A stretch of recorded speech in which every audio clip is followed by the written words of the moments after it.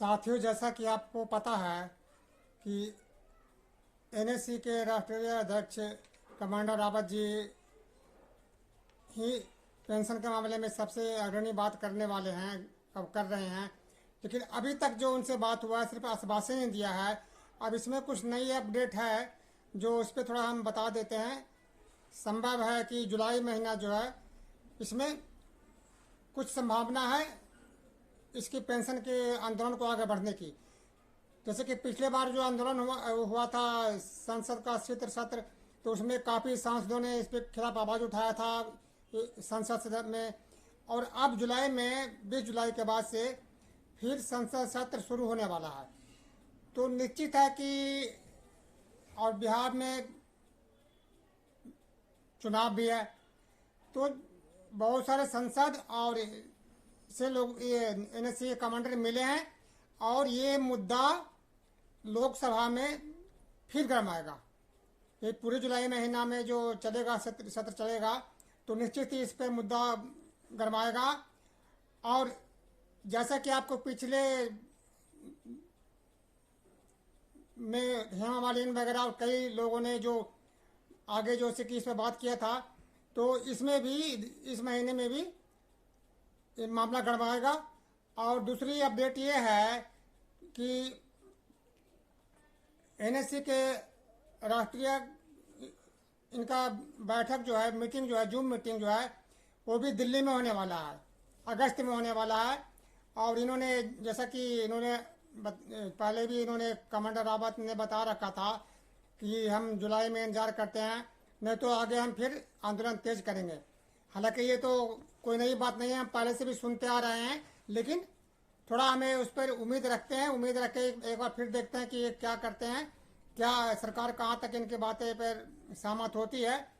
तो इनका आगे का जो प्लान है कि 4 और 5 अगस्त को जंतर मंतर में इनका प्रदर्शन है। तो इस प्रदर्शन में सभी जहाँ तक हो सकता है पेंशनरों को भाग लेना चाहिए, बढ़ चढ़ के इसमें हिस्सा लेना चाहिए और अपनी आवाज़ बुलंद करनी चाहिए। क्योंकि ये सरकार है जो इतनी गरीबों को, आम जनता को इनसे कोई मतलब नहीं है। इनको मतलब तभी होता है जब इनका कोई काम रुकता है, जब इनको लगता है कि बोर्ड का नुकसान हो रहा है, और जब लगता है कि ये बातें पूरे मीडिया में छा गई है और आंदोलन, ऐसा लग रहा है कि आंदोलन हो रहा है, तभी जाके ये सरकार कुछ करती है। वरना ये सरकार हाथ पर हाथ रख करके बैठे रहती है। नहीं तो यही जो प्रकाश जावड़ेकर जो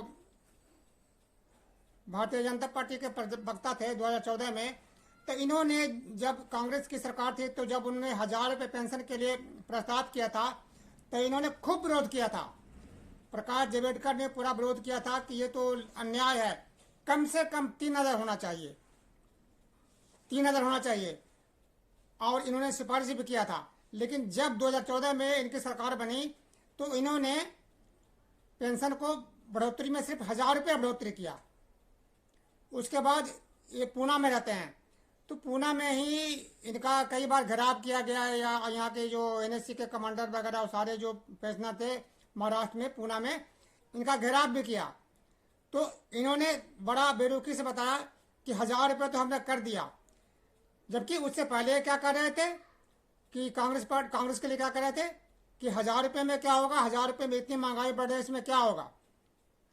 अब सोचने की बात है कि अब ये बीजेपी प्रवक्ता है, तो आप बीजेपी का ये प्रवक्ता के जो भाषण कहाँ गया?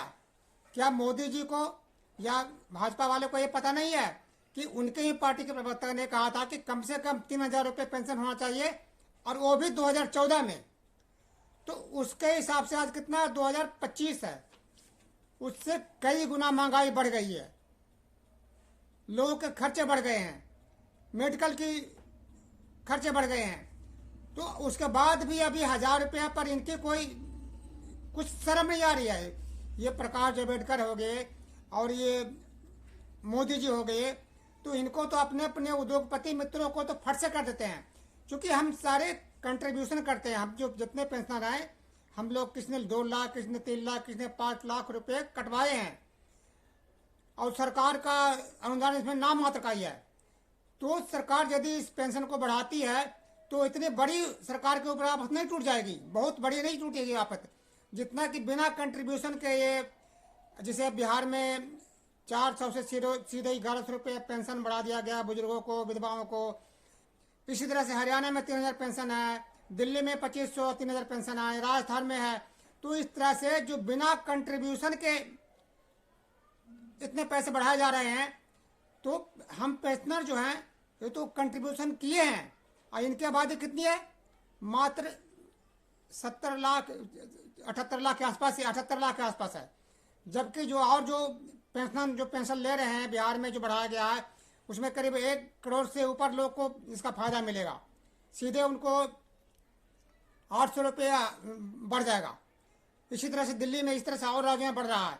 तो ऐसे स्थिति में पेंशनरों को जो अपने खून पसीना की कमाई करके और इनकी बहा करके देश को यहाँ तक पहुँचाया है, तो इनके लिए इनके झोली खाली है। और अपने पूंजीपति मित्रों को अरबों रुपए बैंकों का इन्होंने लोन माफ कर दिया है। कई घोटालेबाज हैं जो गुजरात से ही हैं, जो बैंक का घोटाला करके और आराम से बाहर ऐश कर रहे हैं।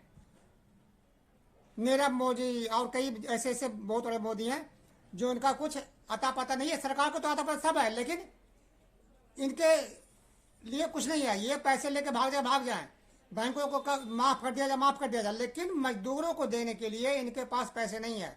ये बातें हम सबको, ये बातें अच्छी तरह समझना चाहिए कि हमारी सरकार है, जो भारतीय जनता पार्टी की सरकार है, ये गरीब विरोधी, मजदूर विरोधी, कामगार विरोधी है। इसीलिए अभी तक पेंशन नहीं हुआ। यदि इनको थोड़ा भी आराम होता, थोड़ा भी इनको आस्था होता कि नहीं, ये जिस प्रकार से सरकारी क्षेत्र के कर्मचारी हैं वो देश को आगे बढ़ा रहे हैं, ठीक वही काम निजी क्षेत्र में काम करने वाले कर्मचारी भी कर रहे हैं, और कम पैसे में कर रहे हैं। तो एक तरफ जहाँ सरकारी कर्मचारियों के पेंशन कई गुना है, और हमारे पेंशन क्या है, मात्र 1000 रुपये मिनिमम है। तो दोस्तों, ये अब देखिए अगस्त में जो होता है, क्या अपडेट होता है, आगे क्या कार्रवाई होती है। हम तो अभी तो उम्मीद इन्हीं पे है, कमांडर अशोक रावत जी पर है। जैसे वो कह रहे हैं कि हमारा काम होगा, हालांकि ये कोई आज नई बात नहीं है, 10 साल से कह रहे हैं, लेकिन एक बार देखिए क्या करते हैं। संभावना हमें भी है कि शायद इस पे कुछ न कुछ आगे बात बढ़े। और दोस्तों, जैसे भी आपको ये वीडियो आपको ठीक लगता है तो उसको आगे बढ़ाइए, और लाइक और सब्सक्राइब करिए। यदि पहली बार देख रहे हैं तो लाइक भी करिए। और जंतर मंत्र पर यदि 4 और 5 तारीख को होता है मीटिंग, तो सभी लोग जितना अधिक से अधिक जा सकते हैं जाने के कोशिश करें। यही हम आप सबसे प्रार्थना है। दोस्तों, जय हिंद। उम्मीद है कि शायद कुछ बात बने।